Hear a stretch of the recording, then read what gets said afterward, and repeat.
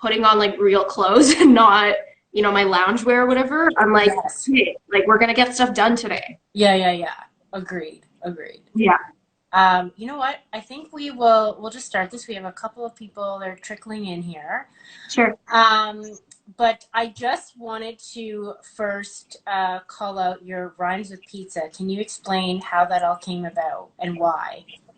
Yeah, so well, being an immigrant and someone with like a non-English name is kind of difficult. So I've always had people mispronouncing my name, and it's Melita, which rhymes with pizza. So that was always the easiest way for me to tell people how to pronounce my name properly. Yeah, Right. Melitza.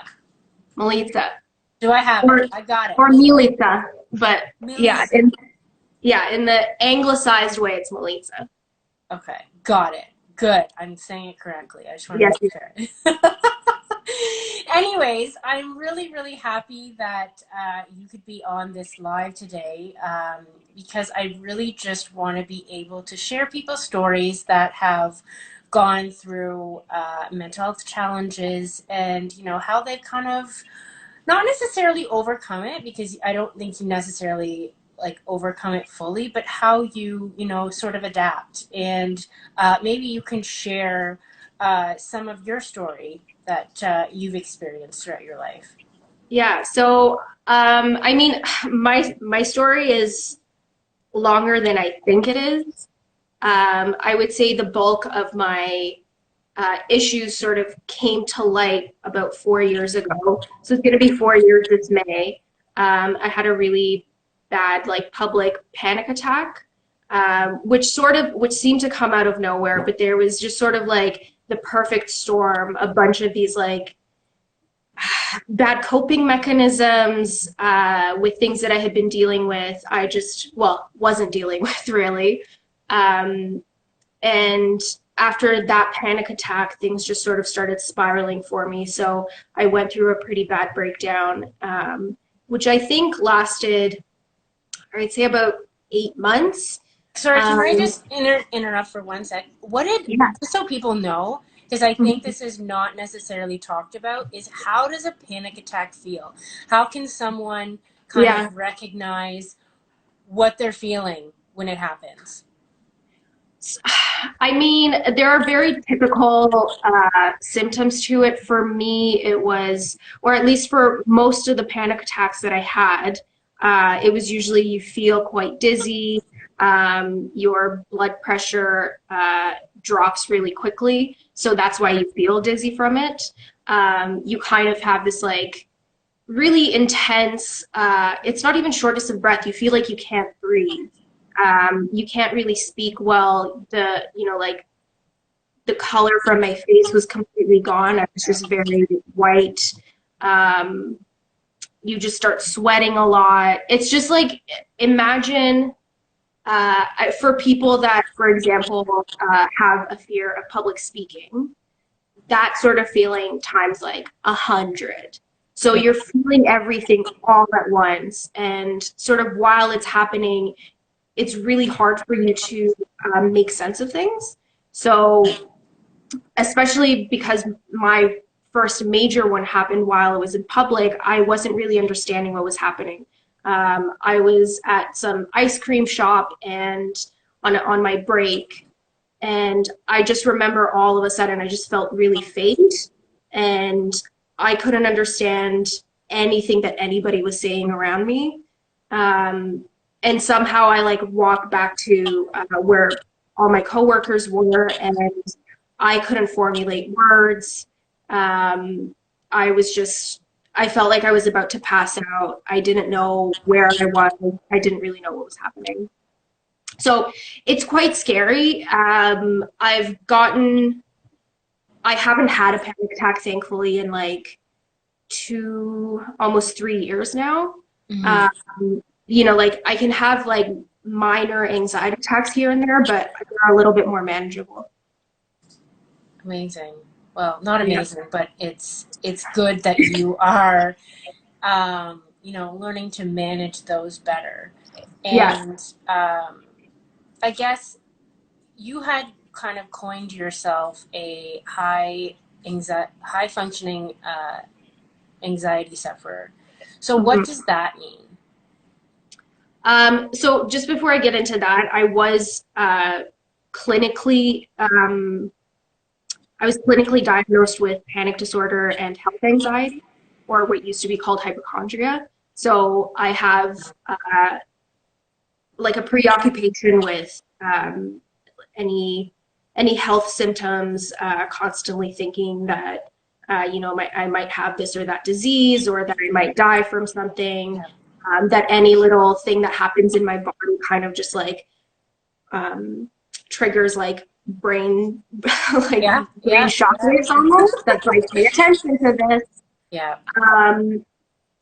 So even after that, basically during this period, for 8 months or so, I was not functioning in my usual way. I wouldn't say functioning at all. I was able to like shower and whatnot, but I was in an extremely dark place. And I think it's still really important to talk about what that time felt like for me, because that's something people generally don't talk about. They usually talk about like, oh, well, now I'm a lot better and this is what helped me. And yes, it's important to talk about that, but then how, as you said too, is like, it's important to talk about what does a panic attack really look like? What does this isolation look like? And through that, you're also able to show people that this isn't something that you need to necessarily fear. It's something that you need to learn about, because I completely believe that knowledge is power. Yes. But anyway, I totally veered off your question. I get excited when you talk, so just keep going. So the high functioning aspect is something that, like I deal with anxiety every single day. However, it's not to the point where I'm unable to do anything. There are certain people that suffer from different mental health illnesses, and they're not able to like get themselves up out of bed in the morning or make themselves breakfast or whatever. The high functioning aspect is that you are almost, I would even say, like an overachiever. Oftentimes I'm told by people that, oh, I didn't know that you had anxiety, or like, you seem totally normal, whatever that means, which I understand from their standpoint, but that's the high functioning aspect, is that I'm able to present myself to the world in this way where seems like I have everything together, when on the inside it feels completely different. And I think that's really important to say, because it shows that many people may be suffering from that, or are suffering from that right now, and they're just kind of not necessarily hiding it, but keeping it together, so that this whole idea of anxiety being bad, or being seen as quote unquote broken. But I mean, I think that, it's awesome that you're sharing that, because I think it shows that a lot of people do, suffer in silence. Yeah. And I think part of it too is that when we have these periods of being isolated or being in, we live in a high functioning world, right? So now that things have sort of slowed down in a way, now a lot of people are like, oh crap, this is the first time that I'm alone with my thoughts, and this is sort of the first time that I'm facing a lot of my demons, and they don't know how to do that, right? So somebody that might think, oh no, what's wrong with me right now, is sort of like, no, this might be just like a transient anxiety, but it might also be something that's been around for a while. You just kind of pushed it to the side, right? Yep. Because of the society that we live in. Yeah. And so in terms of isolation, you had mentioned that you kind of put yourself in voluntary isolation because of what you're going through.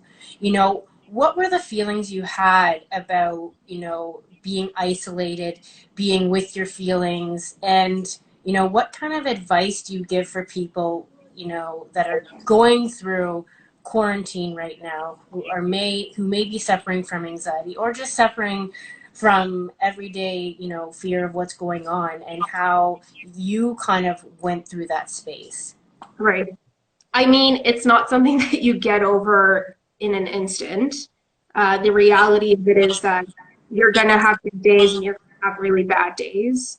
When I was going through it, I wouldn't call it so much voluntary.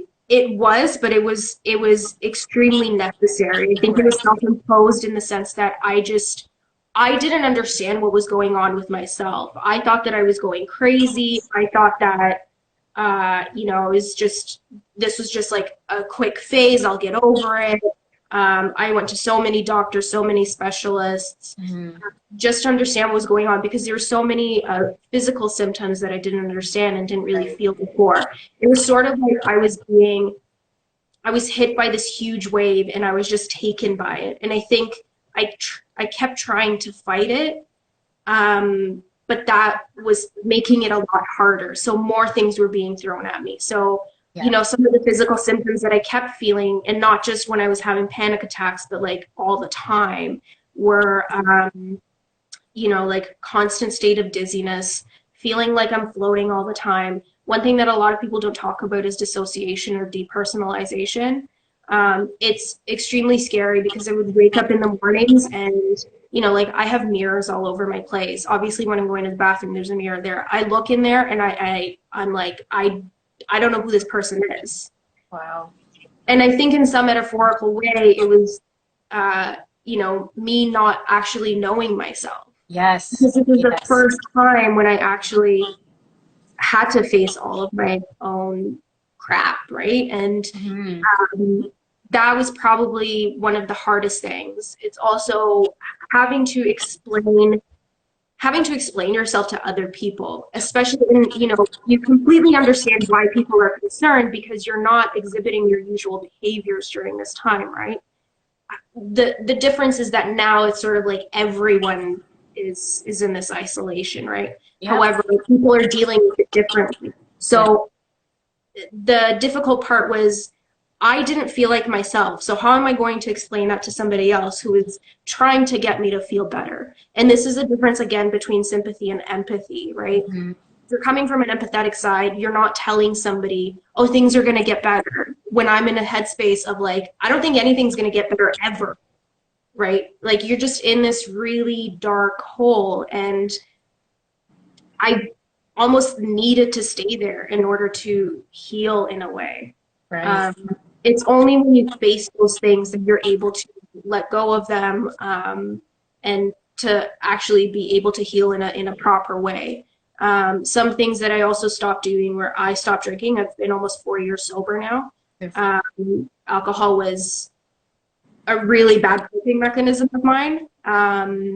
I stopped going out, so like I didn't see anybody, and so my social anxiety grew. And that's one thing that's a little bit difficult with what we're facing right now is that because we're not able to go outside and because we're not able to socialize, is how do we maintain that?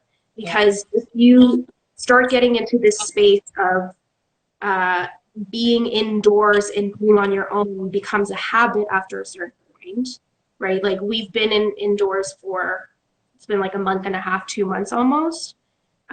If you continue doing that, it becomes more habitual and you become more comfortable in that space. So Yes. how do you try and still maintain those other, forms of life that you had before? And Yeah. things like these are quite important. I found that one thing that still sort of kept me going is, you know, having friends that I would just text or having long phone calls was really nice. Mm-hmm. Even though and like I didn't physically want to see anybody because I felt like I just couldn't be in the same space that they are because they Yeah. were excited to see me, but I didn't feel that way. Right. So still knowing what your own boundaries are, I think that was one major thing that I learned is um, how do I stay true to myself and be able to communicate properly to people that um, sorry, I just had like a brain fart. No, that's okay. uh, how do I properly communicate to people in an empathetic way that like now is just not the time for me? Yes. Yep. And just to really learn how to like communication was the number one thing.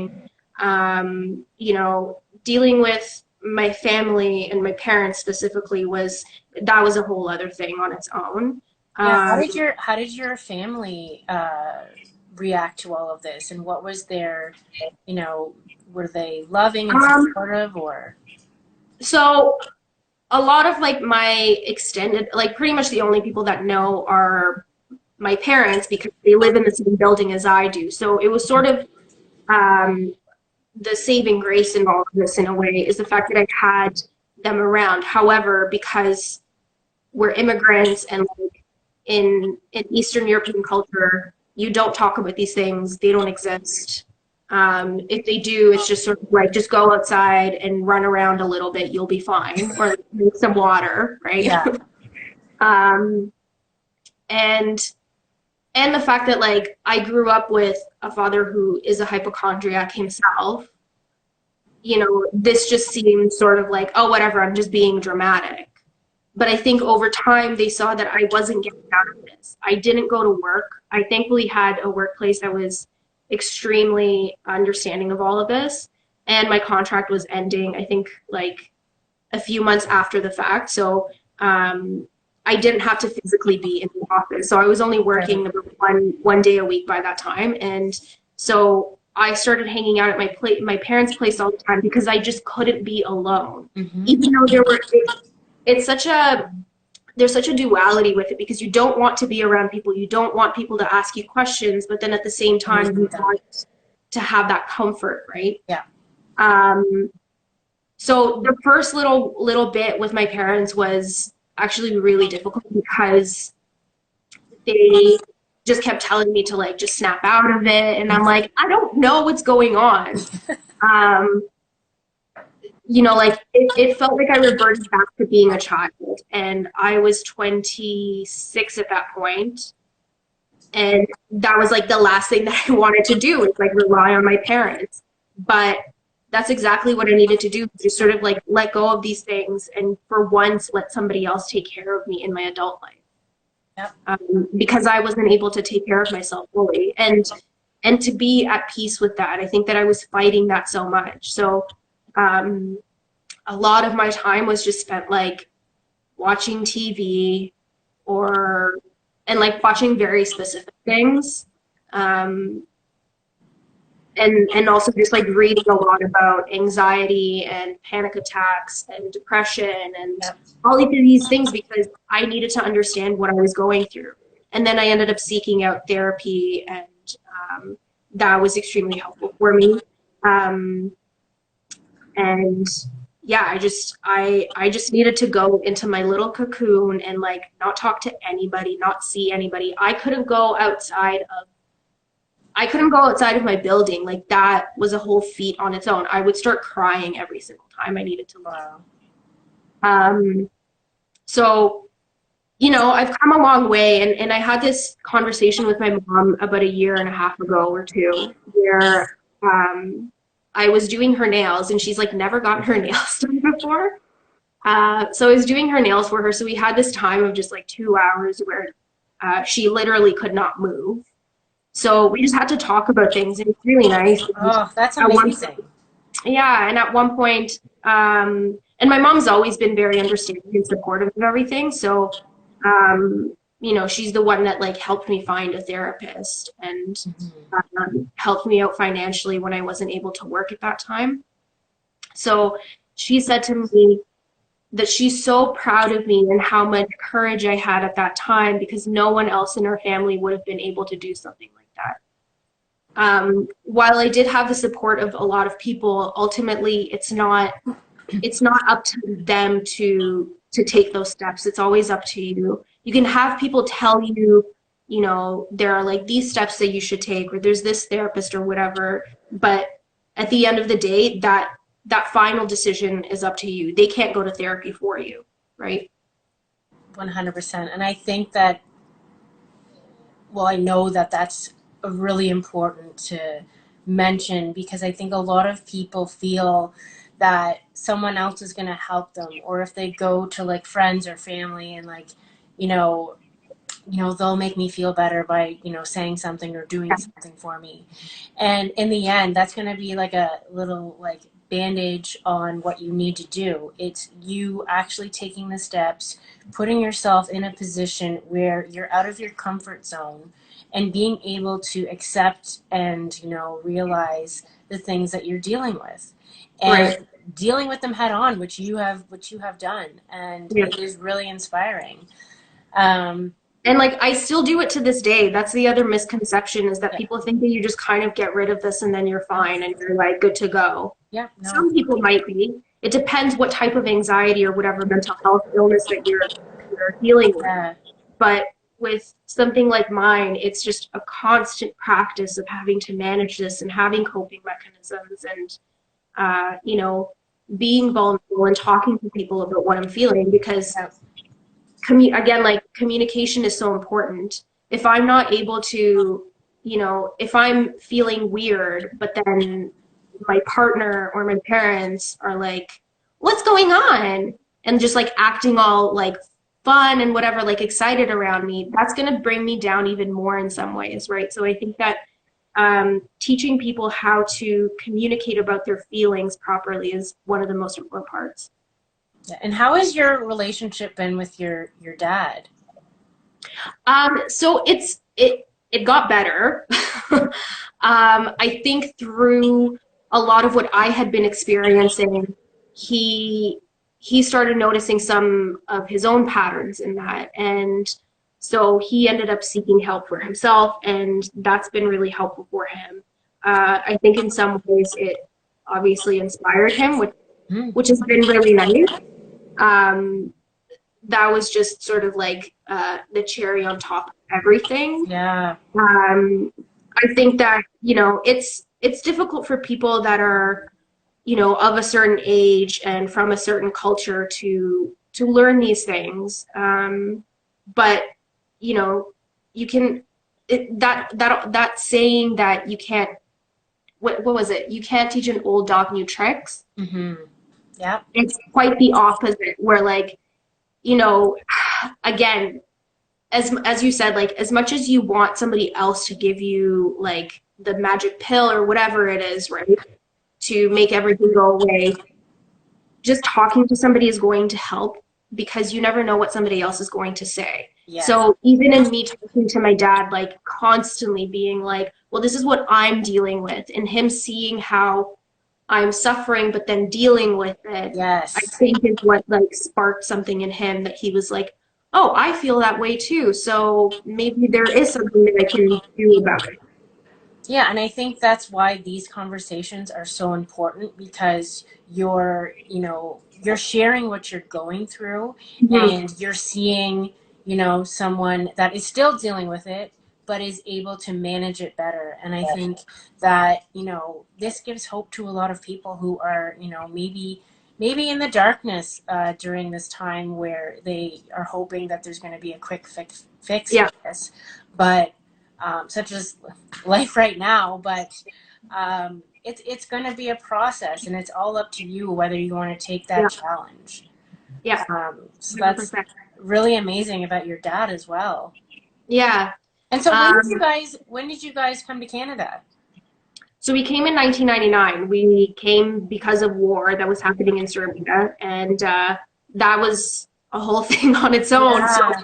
I think that there are obviously a lot of residual things around that in dealing with PTSD and anxiety around it too. So for me, whenever somebody talks about like end of the world stuff or like things that we're going through right now, I'm like, I granted it's all relative, but I do roll my eyes at it a little bit, because I'm like, You we live in a great society where like you Yes. have healthcare and you have these things that are provided for you. You have toilet paper, even though it's been like bought out, but like you have it, it's like replenished, right? Yes, So, yes. coming from a world where there was scarcity around that, and there was, I'm not saying that this is a real danger, but it's not it's not an instant and like constant danger to every single person around you. And like coming coming over to Canada, like you know, watching the news as a 9-year-old and seeing all of this stuff happening was like seeing it happening from the other side Yeah. was very different. And so I think about these things a lot too, and even seeing how like the news and media portray things like this. Yeah. They want you to see certain things, even though they might be like, you know, very respected news outlets. You still have to, this is why, like, again, knowledge is power. Don't only listen to one thing. Yes. Yes. Try and expand that knowledge. And, you know, if you're listening to the CBC, great, but then maybe look at what like somebody else is saying too. I'm not, obviously don't go to like, I don't know, someone's auntie's blog, because that might not be the most truthful Yeah. in a time like this. Yeah. Um, but yeah, like these sort of experiences are also quite humbling in a way, and I think that's sort of why, you know, you build up resilience when stuff like this happens. Mm-hmm. Yeah. 100%. And it definitely makes you stronger. And I think you realize that, you know, we take some things for granted, especially, you know, Mhm. people being taken away from seeing their friends or their family or being able to get toilet paper.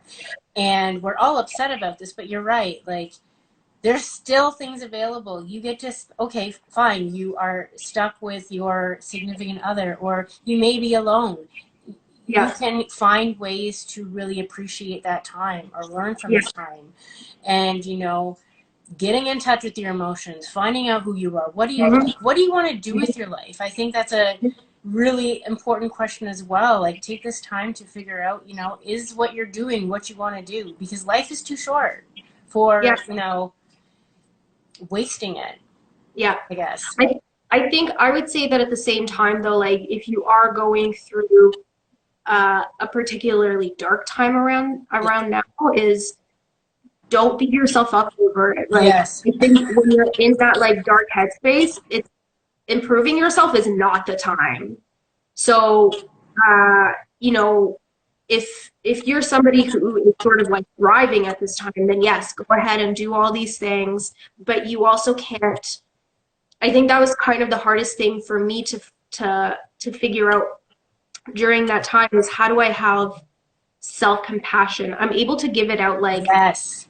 so readily to other people, but I can't give it to myself, right? I'm a So, you sufferer of know, that 100%. yeah, a lot of us are. And so, Yeah. and these are things that we're not taught or we weren't taught in schools. Yes. So, you know, I tend to think a lot about like things that I was taught as a child and what we were and were not educated on. So, you know, like in elementary school, one of the biggest things is like sharing is caring. Great. Treat others the way that you want to be treated. Great. We forget about these things a lot of the time, Oh right? my goodness. Yes. But then at the same time, and that's about other people. But how do you turn that inwards? Yes. Right? Yeah. Excuse me. Um, so now is sort of the time to practice stuff like that, right? Like if you want to watch Netflix all day, then go ahead and do that. If Or that feels right for you, you do it. yeah, like whatever feels right for you. And that's what I had to try to figure out. You know, like when I was going through that, you know, self-imposed isolation, was I I wasn't productive in what, you know, Society says is productive. society. Yeah. I was watching home HGTV all the time. But then that sort of opened up other worlds to me where I was like, oh, I'm really interested in like interior design. Maybe I should explore Hmm. that. So like when you start, that's when you're able to see things a little bit more clearly, right? It's Right. not so muddy anymore. So you're able to look back at, I think it's always important to reflect on that time because you can see things more, you know, like that 2020 vision, right? And see, okay, well, why was I really interested in these things during that time? These were the things that brought me comfort. What does that mean? Right. Yeah. So even in thinking, a friend of mine told me that there was this film editor once who said something about whatever you were doing at the age of 9 or 10 is what you'll be doing for the rest of your life. That's So hilarious. I find that people a lot of the time don't reflect back on that. One thing that I did a lot during that time was like ask my mom about my childhood, ask about what I was like as a kid, what my brother was like as a kid, like because we forget these things. So the people that are able to reflect it back to us are those that were grown-ups at the time and were more cognizant of everything that was going on, Yeah. right? And she was like, "You've been asking a lot of questions about like when you were a baby and a child. Why is that?" I'm like, "Because I think it's really important to understand what I come from and why I act the way that Yes. I do." Yeah. Yeah. So what is a day in the life of uh, I'm gonna butcher your name. God, now I had a brain fart. What is a day in the life of your life look like? Um, I like I don't know, it's kind of different. Some days I wake up early and like actually get up and like make some coffee for my boyfriend and tea for myself because I can't have caffeine. Um, and then just oh, I love watching cartoons in the mornings. Oh my gosh, which ones? Well, I've been watching a lot of Proud Family on Disney Oh, okay, Plus. okay, nice. Um, and but so before the like quarantine and everything started happening, I used to watch CBC Kids and TVO Kids in the mornings. I work for an animation studio. We make Paw Patrol. Amazing. The kids So everywhere are, screaming of yeah, joy. um, but I just find that it kind of gets me into this like more calm mindset, and Yeah. that I'm like, some days are not great. I'll wake up and just sort of like not really take in, the lessons that are coming from those cartoons. But other days you're like, oh, like these are the like values that we're taught as kids, but we somehow forget about along the Yes. way, right? Yeah. So they're really nice reminders. I think it was on the YouTube channel Soul Pancake. They one of the women that they interviewed is this like much older lady, I think in her early 90s or something, and she basically got 100% on their happiness test. And they ended up asking her like what she does day to day, and she's like, "Oh, I watch cartoons every day because they're really important for you because they always have a beginning and an end. There's that climax, but there's always a resolution." Yes. So I think that it kind of sets a really nice tone for the day and saying that, whatever you are facing, it's it'll be resolved at some point. Yes. Agreed. Granted, I I'm do get literally gonna like start my morning off with cartoons now. 100%. yeah. Oh, so aside from cartoons, what are some Mhm. of the other coping mechanisms that you use? Um, like I get stressed out a lot. That's something that I am constantly trying to manage. It's really difficult. And that's one thing that again, like I go back to is like don't beat yourself up too much if you're not sticking to your everyday routine. For me, routine is important because that's just with anxiety, you just have like a billion thoughts a minute. And so I have to try and organize them somehow. I'm like high functioning anxiety, you are like an extremely organized person. It's scary. I love making lists. So that's one way that I like try and keep my thoughts organized as well.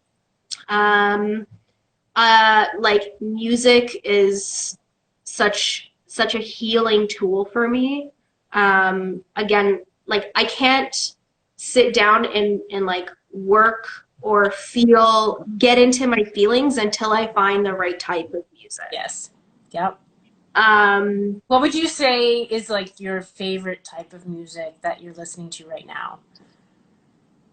whenever I need to like focus or when I'm just like in like a mellow mood, I go for lo-fi hip hop. Like anything chilled cow is my Cool. go-to. Yeah. Um, but I like jazz a lot. Like I just anything that's like really calming. And then obviously things that are like 90s pop and hip hop and R&B. Uh, those are my like mood boosters usually. Yep. Yep. Agreed. Yeah. And then I do nail art as well. That's something that I've been practicing since I was about 13. I'm giving myself a bit of a break from it right now because that's what like my Instagram account has sort of been built on. And so it almost adds extra pressure on me to have to make things right now But when you guys should actually check out her Instagram. The things are incredible. They're thank unreal. you. With rhymes with pizza. Yeah, But yeah, check it out. Sorry, go on. I just wanted to make sure that's people fine. I mean, I like absolutely love it because it's I get into my flow state when I'm doing it. Like I'll start designing something and then like an hour or two passes and I have the finished product and I'm like, how did that happen? Mm. And so I have to like I hardly even reflect on it. It's not until somebody's like, how did you do that? And I'm like, I have no idea. I just did it. But when Yeah. you're in that flow state, like nothing can really break that. Um, so that's something that I like doing a lot. I mean, again, like I think a lot of the activities that kind of bring me joy and calm are things that I used to do when I was a kid, like cooking and baking. Even though I used to cook and bake with mud, now I'm doing it with real ingredients. Yeah, yeah. And then like the nail painting is another thing. Um, I like work in film. I've always worked in film and television, so just like watching movies and TV is great. But then I can't because my education is built on like very film theory and film history based stuff. Mhm. I have to start countering that by watching like Hallmark Channel stuff, like Yes. really cheesy things, Oh, yes. uh, which again, like they go in that sort of box of having a beginning and end, and there's always a resolution. Yeah. So, and you're also, you've started this passion project that Mhm. involves being creative and kids. So tell us a little bit more about that. Yeah, so this came about from my love of nails, and I tried working at a nail salon, and that didn't end up working out. So, like I had to take a break from doing nails for a couple months, and then I just kept thinking, like, how can I get back into it in a way that feels more fulfilling for my soul? And I always loved doing nails for kids and they find such joy out of it. Like I could literally paint just one color on the nail and they'll be like mind blown. Um, That happens to me all the time, though. it's the little things, right? Yep.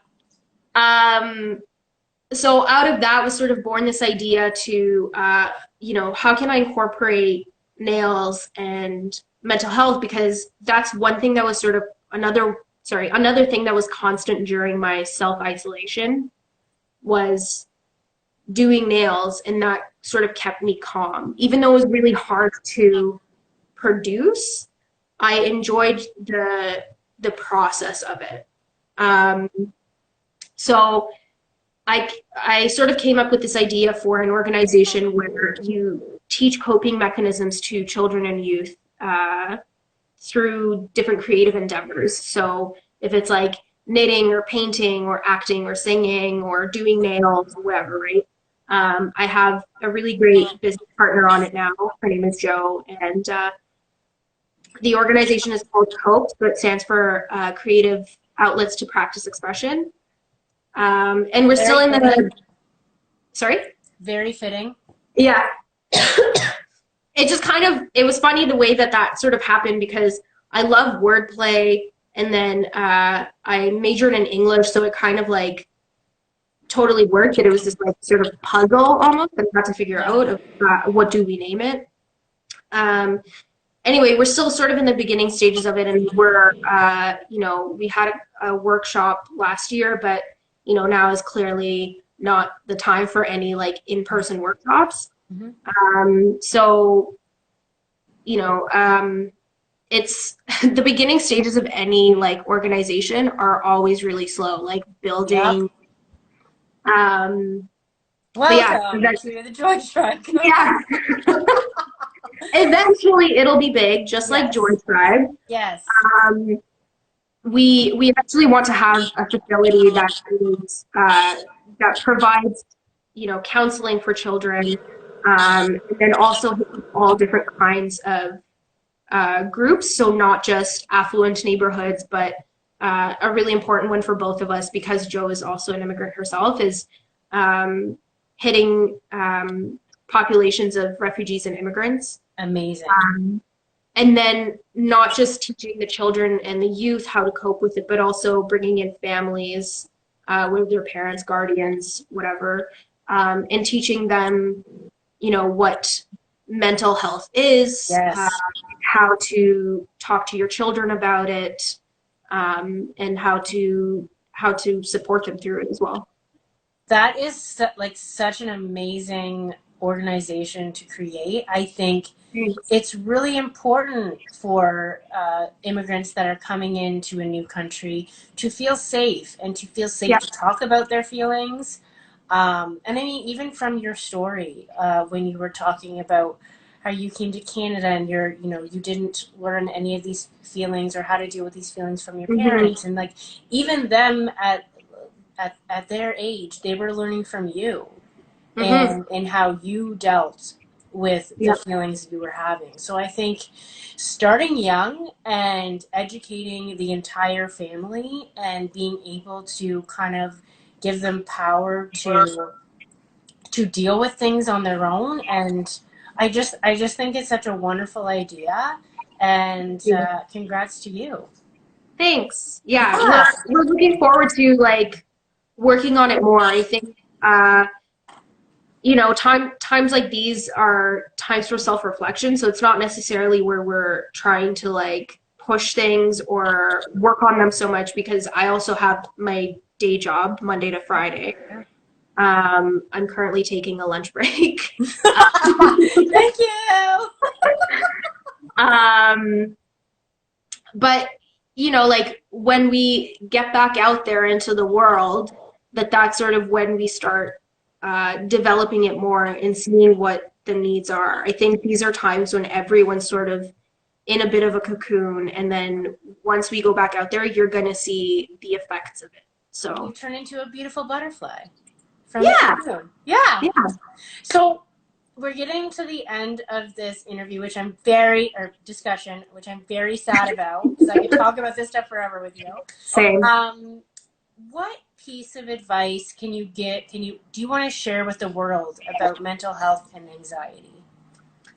Oof. I mean, there's so many. I think one of the biggest ones is probably that it's not an easy road, and you're not going to get like an instant resolution to it. We live in a world where it's just constant, like that instant gratification stuff, and Yes. we expect that like a pill is going to solve everything. And while, if you need to take medication, that's perfectly fine. That's what you need. That I just go back to that whole thing of like knowledge is power. The more people you talk to and the more professional opinions you read, or I wouldn't even say opinions. I think it's still really important what pieces of information you do read. So if Yes. you pick up a book, Especially now. yeah, I think if you pick up a book on mental health or feelings or whatever, that might be a little bit better than just reading a forum, for Yeah. example. I would say that when you are talking to people, that it's easiest to start with those that, for me anyway, it was easier to start with people that were closer to me, not necessarily my parents because they don't understand it at that level, but like close friends, people that you can confide in. Yeah. I agree. Well, I think that your story hopefully will resonate with a bunch of people today. It was lovely talking to you. Thank I'm sure you. I'll be talking to you again sometime soon Yes. in some way.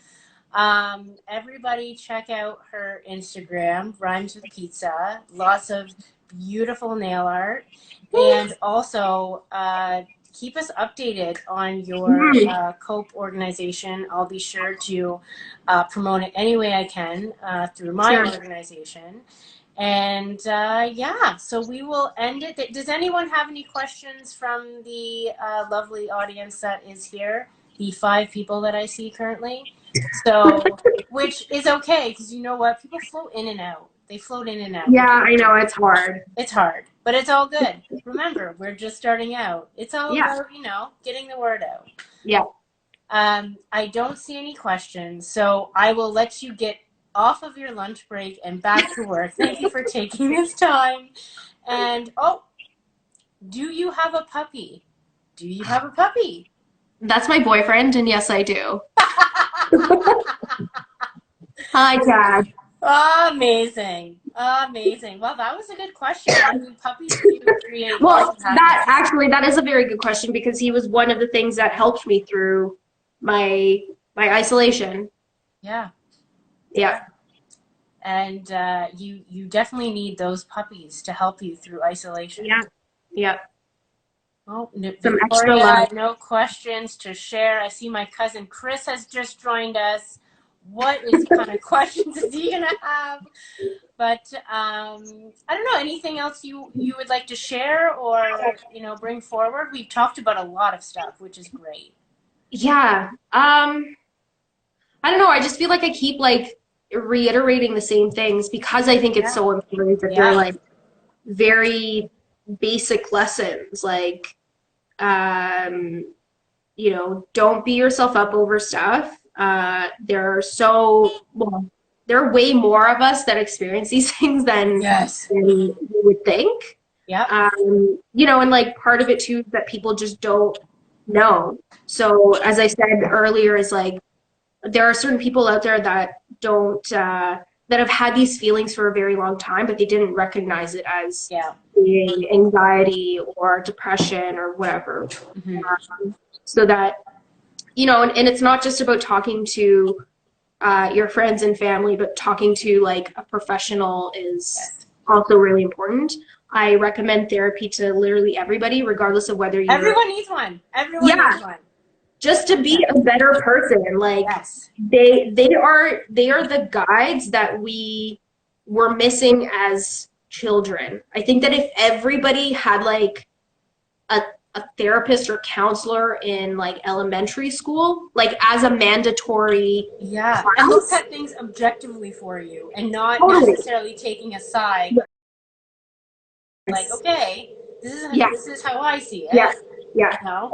And letting you come to your own conclusions because Yes. the lesson isn't going to be learned as well as if you come to the answers on your own. As frustrating as it is sometimes in therapy for you to like be talking about the same thing over and over again, and then your therapist like just sitting there nodding their head, how does that feel? Uh, like it's they're really just trying to push you a little bit so Yes. that you can come to the answer on your own. And Because if it's they give it to frustrating as you, hell. totally, you're like, okay, I'm paying so that I can just tell you about my feelings. But then you're technically telling yourself these feelings too. So there's always those like little light bulb moments Yeah. in therapy after like a few sessions that you're like, oh, this is why I'm paying you. I get it now. Yeah. Yeah. And I Yeah. think that you bring up a good point is that everyone has these feelings. So do not be afraid to say something to someone. If you are Yeah. feeling like shit or if you feel like you are having a really bad day or you're experiencing feelings that you've never felt before, I Hmm. think it's so important to bring those to light even if you know say them out loud to a friend. I mean, it doesn't have to be a family member. Just Yeah. allowing someone else to you know it's not necessarily going to cure you or help you, but maybe it like helps put you in the right direction, in the right Right. mind state.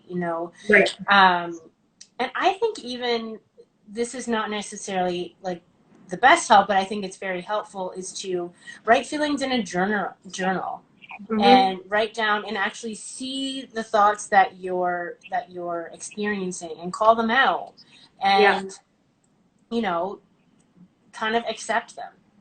Yeah. And I think another part of that whole thing too is that's important is um, respecting other people's boundaries. I think oftentimes we get into the state of like needing to vent, but we forget that there's another person on the other side who also has feelings and they're going through their own stuff. Yep. And again, like it goes back to like the proper communication thing is like how do I come to a friend when I'm in the state of like not feeling so great and needing to vent, but come to them from a place of like, I just need somebody to listen right now. Are you available? Yes. Right. And again, like respecting their boundaries as well. Yes, 100%. Agreed. Yeah. All right. Well, Yeah. I think I don't know what happens with Instagram if they like cut you off at like the hour mark, but what I'm going to do is I'm going to end this off. I'm going to say thank you very much. Thanks for having me. Yeah, thank you everyone for joining in. Hopefully you got something from this. Be sure to follow us, follow the Joy Tribe Co.